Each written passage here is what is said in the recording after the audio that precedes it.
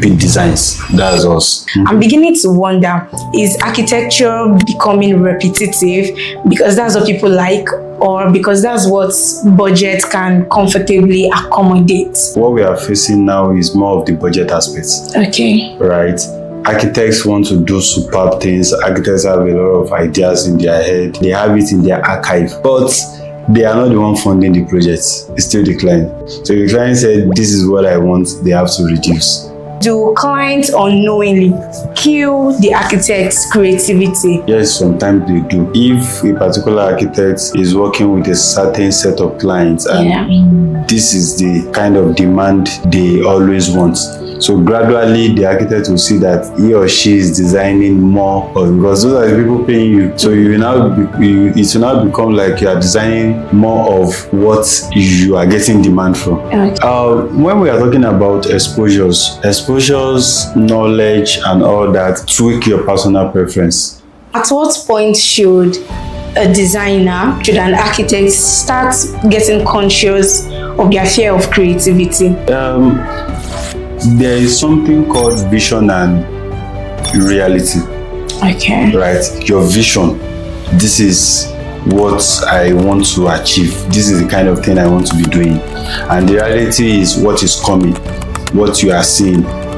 Right? So as somebody coming up, you cannot easily say no to many things. It is when you analyze all the things that you have been saying yes to. You will now analyze which one pays me, which one doesn't pay me. That's when you now know that this is the one I will be saying yes to going forward, and this is the one I will be saying no to going forward. You cannot be very picky at the beginning. At the beginning, you want to take all opportunities. If budget was not a limitation in anybody's diary, do you think Nigeria buildings would be what it is today? Hello everyone, welcome to another episode with Realistic Project. The Realistic Project show is here to tell you about everything you need to know about construction, everything you need to know about real estate, and everything you need to know about building.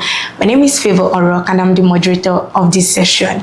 The conversation so far has been intriguing, insightful, and it has been so blissful because there's so many things, there's so many terminologies that has been brought on this show and that has been put into great use, educative pattern, and even entertaining. So if you've missed any of our previous episodes, you can go to Realistic Project on YouTube, and if you have any inquiries or questions to ask, you can go to Realistic Project on Instagram, or you can even text the number displayed below. More so, we don't want you to be ignorant of our new arrangement. So the way it has been before, we started with live session, we graduated into recorded session. However, this new month, we are going to be starting with 2 recorded sessions, meaning that you can get to see and hear from us every Saturday, the first 2 Saturdays of the month. Then the next Saturdays, we're going to be showing you the practical aspect of everything we've been talking about, which is going to be a site walkthrough. Now, the last Saturday in every month is going to be a live session where all the questions would be answered. Any question you have concerning the videos that you've seen, concerning anything about building, about real estate, you can send it to the number displayed below or send it to Realistic Project on Instagram, and we'll get to answer all of those questions on the live session. Now let's go into today's discussion. I'm not going to be discussing about this alone. I have with me the managing director of Realistic Project, Mr. Adebayo Giwa. So today's conversation is going to be, why do Nigeria buildings look the same? Personally, I've been to estates that I'm going to see all the buildings looking alike. The first thing that comes to my mind is it creativity? Is it fashion?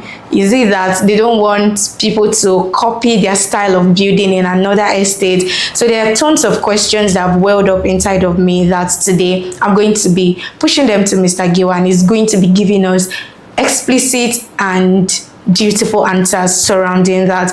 At some point, I asked myself, if I ever get to stay in estates like this, the probability that I'm going to walk into someone else's house, because why is this building looking like this building? Why is that building looking like this building? So I'm here with the managing director of Realistic Project, Mr. Adebayo Giwa, who is going to enlighten us about why buildings look the same. I mean, Nigeria is a country filled with talent, architects that are filled with creativity, and we have very beautiful designers that design creatively, but many buildings still appear repetitive. So I'm going to be asking, creativity and repetition in architectural buildings and design, where do we draw the line? Okay, it's all about culture, it's all about trend, it's all about personal preferences. Okay. Right. So most of the times people tend to see that, okay, this is what I like. And in an environment, if somebody likes this, they pick it, another person pick it. And before you know it, 80% of people in that environment abide to that. So with that, people like, okay, this is suitable for me. I'm okay. I'll just do some tweak. I'll just do some adjustment that match what I want. So it always looks repetitive, right? Okay. There was a time that conventional roof, like hip roof, is what we have all over the place. Yeah. It gets to a time where people start opting for flat roof for some reasons. Some opting for flat roof for the purpose of the beauty. Okay. And other things around it. Some opting for the purpose of saving costs, right? And some stay away from it for some implications that are around it, if it's not done well, right? And if we are talking about the design of a building, the type of roof we are using is one of the major factors that determines how the building is going to look like, right? Yeah. Then in terms of estates, you know, estates, everybody wants to do something unique. Yeah. So in some cases, some estates will be like, okay, we are having the same design all through. And those design all through comes with some factors. There are some area whereby government said the zoning of this area, you should not go more than this height. And for your estate not to be having building control issues, right? You should have this setback, have that. So by the time they are putting all that into consideration, they will just come up with a particular design that you are supposed to use, right? Yeah. So when they come up with that particular design, that is what everybody follow through. But some will not come up with an actual design. Some will come up with a template. That, okay, make sure you have this in your building. But before you know it, people will use that template. You know, we are used to a lot of people are used to copy and paste. So instead of using the template as guide to generate their own unique design, it now becomes something people start copy, and it becomes generalized. So those are some factors around that.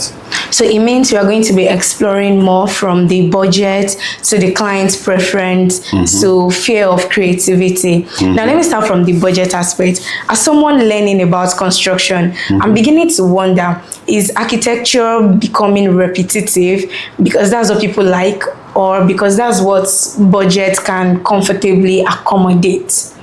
In most cases, what we are facing now is more of the budget aspects. Okay. Right. Architects want to do superb things. Architects have a lot of ideas in their head. In fact, aside having it in their head, they have it in their archive, that they have done series of designs or do series of inspirations and all that. Yeah. But they are not the one funding the project. It's still the client. So the client said, this is what I want, they have to reduce to what the client wants, because the client is the master of all projects. They are the one that want to drop the money, so you have to adjust to things they want. There are cases whereby architects will design for a client and they will say, this is too much, right? So please reduce some things, and they don't have choice, they have to do that. Wow. So it's more of the budget side. People feel like, in the aspect of even developers, in having a uniform design all through, they want to pick a design that the ones that are unique. Yes, you can still be on budget and still do something that makes sense, but some they are not willing. They are after cutting costs alone. Meanwhile, you can cut costs and still come up with something very unique and beautiful. Yeah. So, should we say budgets can suppress an architect's creativity? I mean, I don't want to use the word kills the creativity of the architect without realizing it. Sometimes it happens subconsciously, meaning that the architect has to present something unique and the client says, there are times where the client is not used to the exposure of what the architect is used to. So they go by, no, don't do this one, copy my neighbor's style. Maybe the neighbor style is something of the Elizabethan era or those King James era, and then they just want to do something of old instead of trying to allow themselves to be exposed to the architect's knowledge. So do clients unknowingly kill the architect's creativity? Yes, in terms of not knowing, yes, sometimes they do. Okay. So, because when they feel like if a particular architect is working with a certain set of clients and this is the kind of demand they always want, so gradually the architect will see that he or she is designing more of, because those are the people paying you. So you will now it will now become like you are designing more of what you are getting demand from. Okay. So that's the demand you are getting. So that's what you'll be designing more. But being creative or not is still a personal issue to whoever the architect is. Why? Even in the middle of that, right, you can still get something unique out of it. Right? You can still be creative and save their cost. There are low-cost housings. They are good architecture too. It's based on demand. Right. So the architects will have a choice of, okay, if I have some clients that this is kind of their design and I want to be more creative, then I need to search for clients that can accommodate my creativity. So what solution do you think should be preferred to clients that feel, no, let's not take it? You know that this client actually has the money to do something beautiful with their design, to do something beautiful with their property. But because of the fact that they are not exposed, what solution would you prefer to such a client that, look, you have the money, do this, do this, do this, and try to take them away from the mindset of old into the new mindset? Okay, the solution I can say is about exposing the client too. Okay. Okay, you can try to take the clients to some places that maybe the one you have done before, some other places so that they can know that this is what is being done here. Look at them, letting them experience that thing that you want them to experience, that you have been using mouth and 3Ds and designs to show them. Why can't you take them on a tour, let them experience those kind of things, try to get access to buildings that are beautifully designed, built, right? Let them have the feeling. Them having the feeling, automatically the old style that they are used to will be living there gradually, and they will. So there was a time that I have a couple of people that asked me that, okay, they are noticing that in a particular area of the city, they are building something very unique in terms of designs and all that. Meanwhile, in a particular place, they are only after the proper stability of the building, not really the aesthetics, not really the beauty and creativity. So the answer I gave them is about exposure. Yeah. In the area where you see a lot of designs, beautiful design and those things, they are more of people that have traveled, that have seen a lot of things around the world, and they are bringing those designs here. And after using those designs, people in their environment too pick up from them, right? But the other area where you're only seeing strong structure but not really beautiful, they are not really exposed. So it's more of the exposure thing for clients. So clients that are exposed, there are some clients that they will come to realistic project they want to build, and in the process of design, they will just tell us, give me something that is okay. They will not really, be very picky. So we are the one that will now come up with something unique. But there are some clients, they will bring different kind of, they can give us like 5 inspos. Okay. Imagine you want to sew a clothes, and your client is giving you 5 samples to match for them. You can see that it's a lot of work and creativity. Those ones sometimes is a bit disturbing or time taking, but at the end of the day we enjoy it.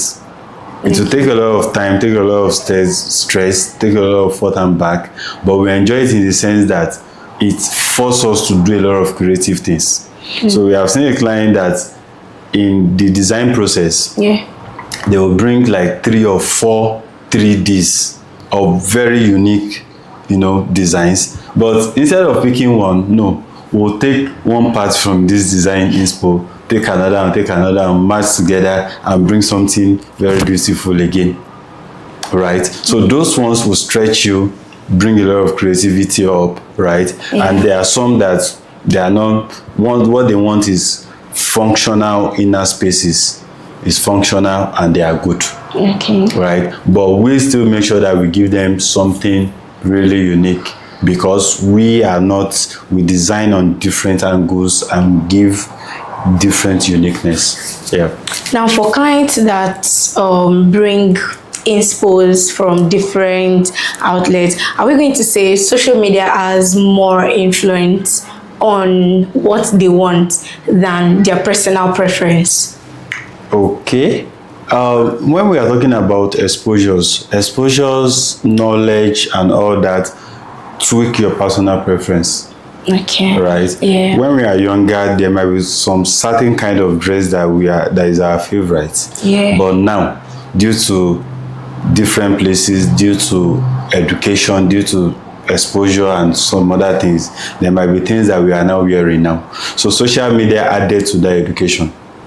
All right, so it's part of some of the things we have discussed in our last session, right? That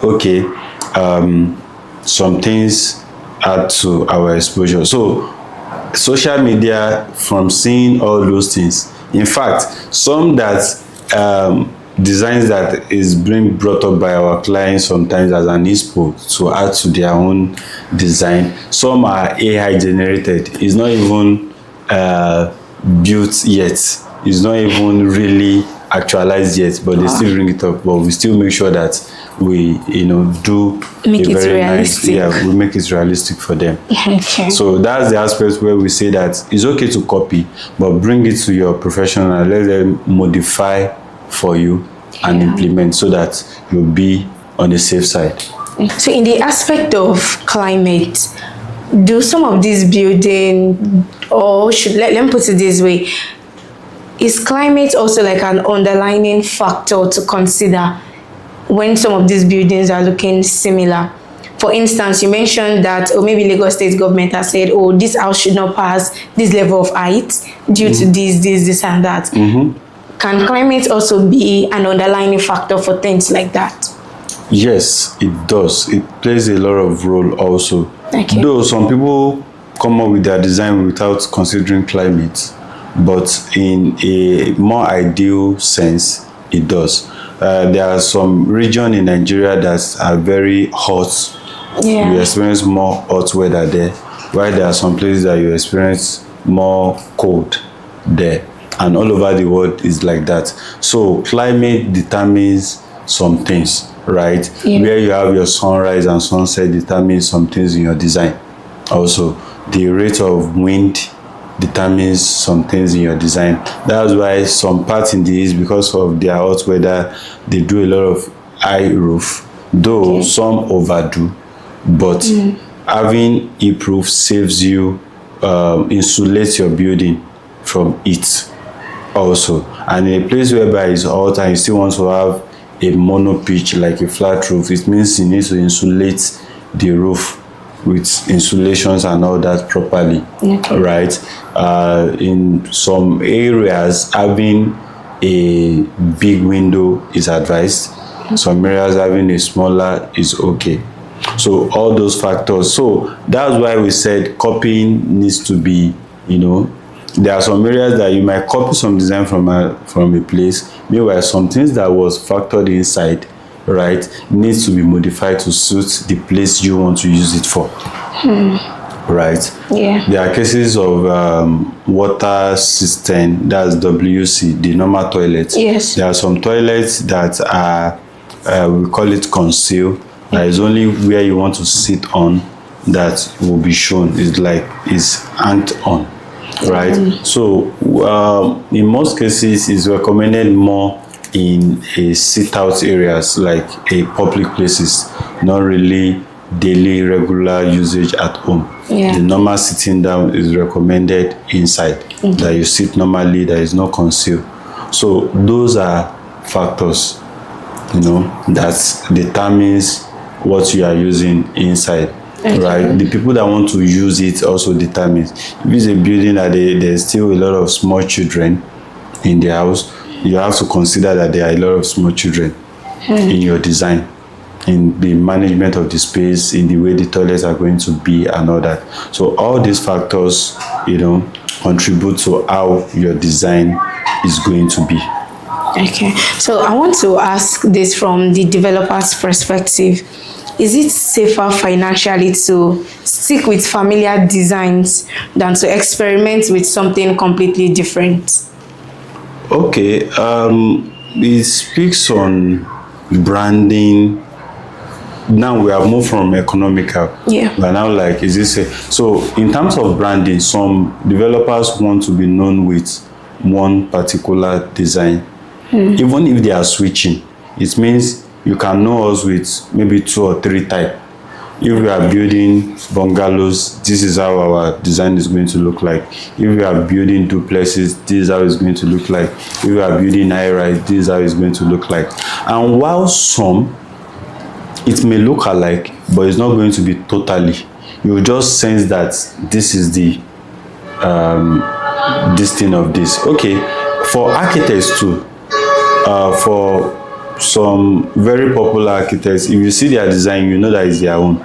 It's not that it's not unique, it's not that it's exactly the same, but there are some factors that you will see, then you will know that this is the person that designed, this is a signature of this architect, right? Yeah. So we as a contractor, so if some design comes to us without knowing, there are cases whereby we are the one we design so in the company, but there are cases whereby we are not the one that designed.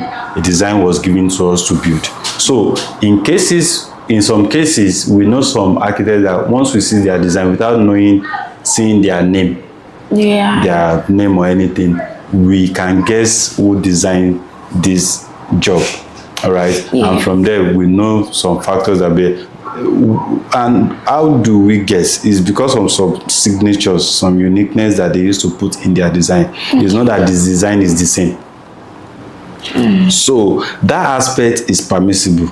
Okay. It makes sense. But repeating exactly the same thing is something that is not creative enough.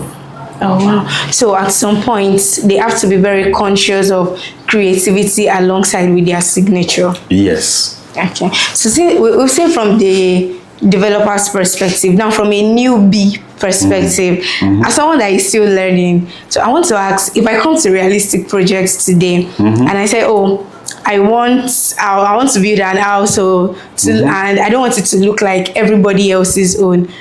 Should I be excited about the design that I am going to get, or the design team should be worried?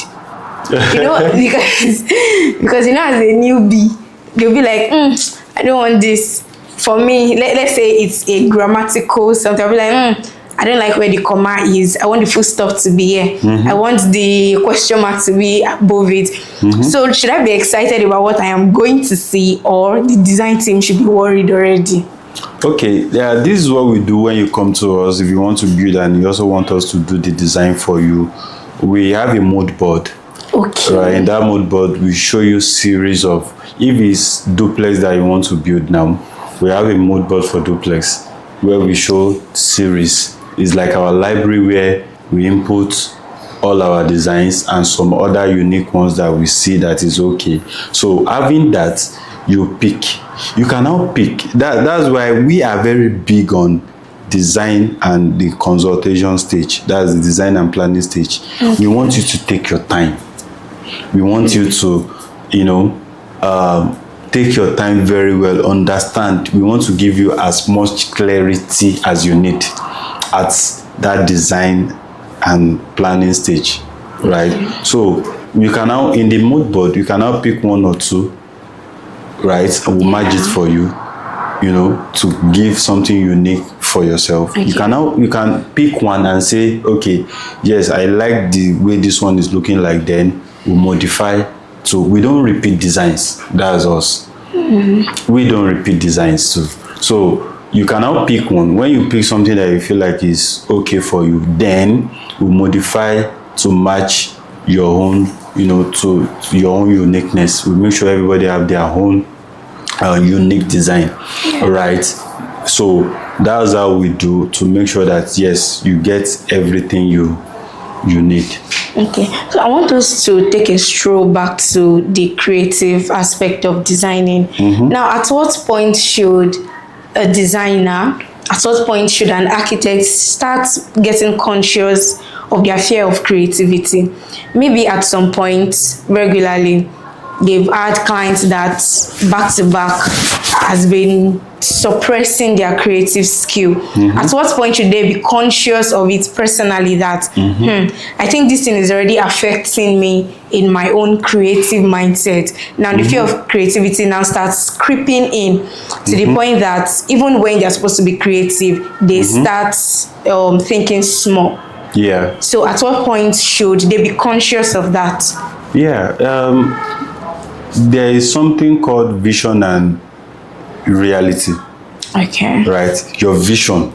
This is what I want to achieve. This is the kind of thing I want to be doing.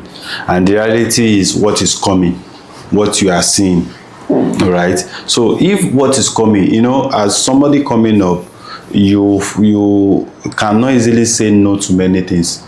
It is when you analyze all the things that you have been saying yes to. Yeah. You will now analyze which one pays me, which one doesn't pay me. That's when you now know that this is the one I will be saying yes to going forward, and this is the one I will be saying no to going forward. Right? So this that I just said plays to everybody in every angle of life. You cannot be very picky at the beginning.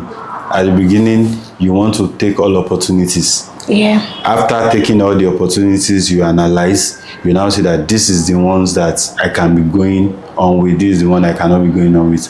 And now, going back to the question again, if an architect sees that this is the kind of thing I have vision for, and this is the one coming, right? Maybe you see that this is the kind of client that are really coming. For example, maybe the developers are developers that your clients maybe is a developer, and this is the kind of thing they do all the time. It's now becoming the same thing all the time. You feel like the growth is not really there again, or the creativity is not really there. Now you need to be getting another client that match. So it's now a talk of positioning. How do you intend to position yourself to be able to attract those kind of clients that can give you the creativity that you want to do then? So now it's not as easy as we are saying. It's always a bit difficult because these are the people paying you money already. Yeah. All right. So you now want to do a kind of switch, and the best thing is you might still need, if you don't have the opportunity of getting those kind of clients that you can have so much creativity from yet, it means you have to balance both. Right? The ones that are paying, you are still servicing them, right? And you are still fetching for until you have the creativity ones that can sustain you enough. That's when you can start cutting off other ones that are not giving you that room for creativity. Or else is a financial mistake. All right. So it means their vision has to, like, at some point has to match with their reality. Wow. So I want to ask this question. Let me pretend I'm an architect Okay. at this point. So we mentioned that repetition at some point might dull your style because if you are repeating style over and over and over and over again. So how consistent should an architectural style, how consistent should it be? Then is it a sign of good planning and strong design principles? Like how consistent should different architectural styles be? I mean, you've mentioned that of bungalow, duplex, and any other kind of building. Then when you just see this, you know that, oh, is this person has it? Personally, I used to think it's just in literature that we have things like that. I mean, if I pick up a book and I'm reading it, I know what Chinua Achebe sounds like. I know what Chimamanda sounds like. If I'm reading just an article alone and I see some touch of Ngugi wa Thiong'o, I would just know, oh, this person is from Kenya, oh, this person is either from Jamaica, from whatever they are saying. So I never knew it also extends into design and architectural patterns too. So at what point should I be consistent with my style? Okay. You have to be consistent at all points. Okay. Like I said, there are some architects that they are good with curves. If you see their design, it's all about curves. There are some straight lines, some diagonal, and different kind of things. Some you will see their signature in the window styles, in the facade of the building. Some you'll see it in maybe the way the roof is, right? Some roofs are totally not what we are seeing in this part of the world. Wow. All right. So you have to be consistent in your signature, and you can have more than one signature. Oh. So the reason why I'm saying signature can be different from, we can call it a style, right? But can be different from design itself. Okay. Right. It's just something that you know that this is this person's work, right? Yeah. So those are the things. So you have to be consistent. You cannot have 1, 2, 3 signature, but it cannot be too much, right? Yeah. So and that one would be like, okay, if I'm designing a high-rise building, what's my signature on that? If I'm designing a bungalow, what's my signature? If I'm designing a duplex, so that consistency is there. Meanwhile, signature and style can still be adjusted. Right, we improve every day. If there's a style you are using and you're seeing that, okay, demand needs this kind of thing and it's good also, you had it. Demand needs this kind of thing is good, you had it. So that's how it works. Okay, so I want to ask a very funny but not really controversial too. Okay. So in a situation where I want to I'm buying an apartment in an estate, like you know this estate that used to have the same design, and I'm buying that place. So I'm the one that I'm the owner of the house automatically. At some point, maybe I don't like how they painted outside. I know that everything is looking alike. Am I permitted to change the paint and look different from every other person? Most cases is based on agreement. Okay. There might be rules and regulations. But I've paid for it. Yeah, there are still laws binding it. For every purchase, there is an agreement, there is a clause and all that. So if the plan for the developer and the agreement in you buying the property is that you have to maintain the external look, I believe nobody will argue your internal look. Okay. Right, you can paint anything you want internally. But if the agreement is that the external look have to be maintained, fine. Yeah. Or some cases they will say for a certain number of years. They might say, okay, for the branding of this estate, within now and the next 20, 30 years, you need to maintain this view. Maybe after then, if you now want to adjust, fine. Okay. Right? So it's based on the agreements. Yeah. Now, still following that pattern, why the houses, especially in estates rather, why they look the same way. Now, is it just for fashion or social media trend, like, or maybe there's a principle binding it, or maybe it's just the owner of that place preference, or I want to build something like this and then everything has to look the same way?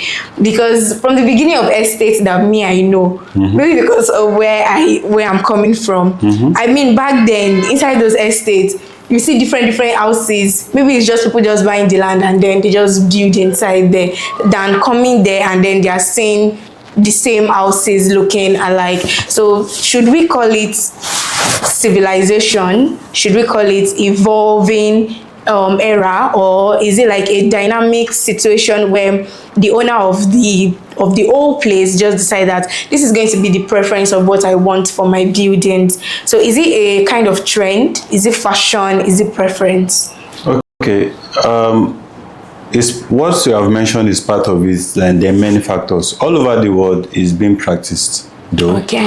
There are estates. Now, estate that you see different kind of houses, different kind of designs. They did not buy building there. Those estates, it was land that was bought. Then the owner of the land built whatever they want, right? In estates where you see the same kind of building, most cases, right, they bought the house inclusive of the land. Okay. So that's why those ones are like that. So for developer, if they are selling the buildings in an estate, is economical, it is safer in terms of buildability.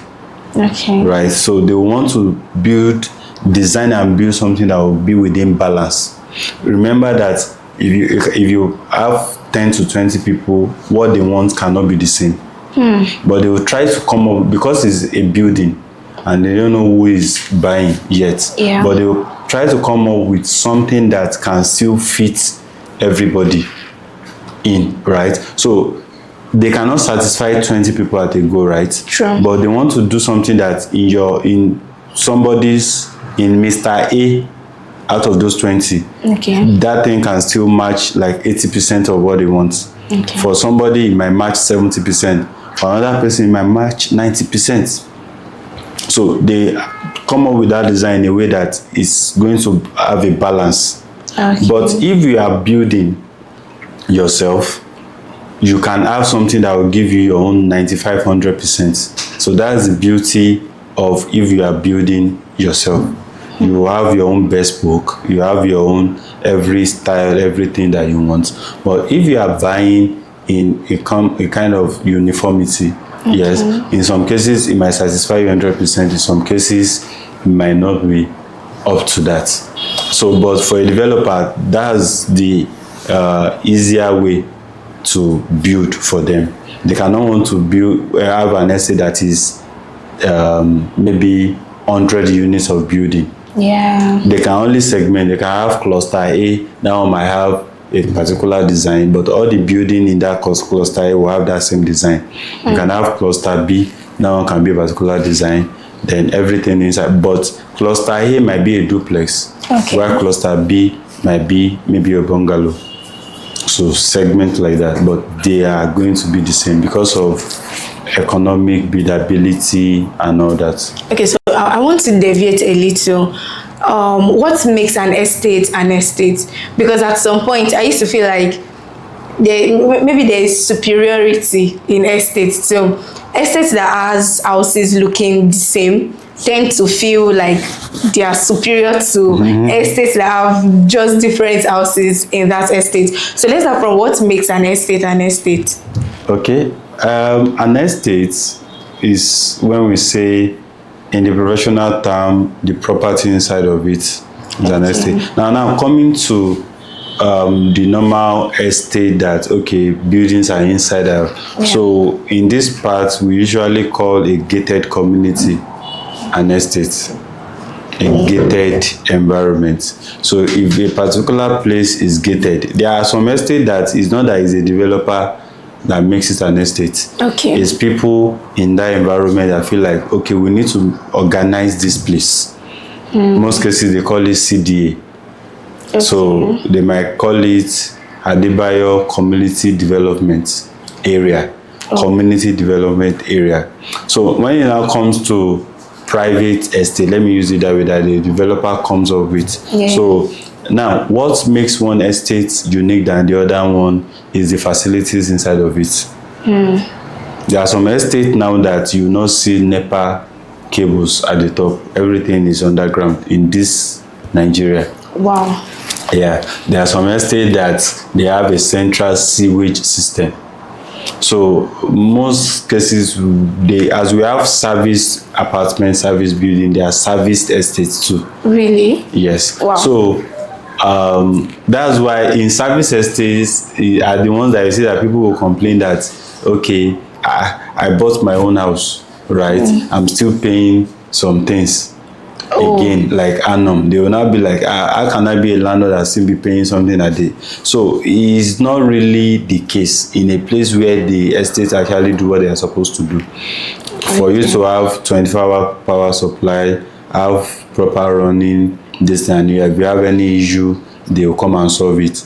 Those ones are okay. So what you have then, the security of going inside the building too is part of it. There are some estates you cannot just go in anyhow. True. So it's to maintain all those activities, you have to pay.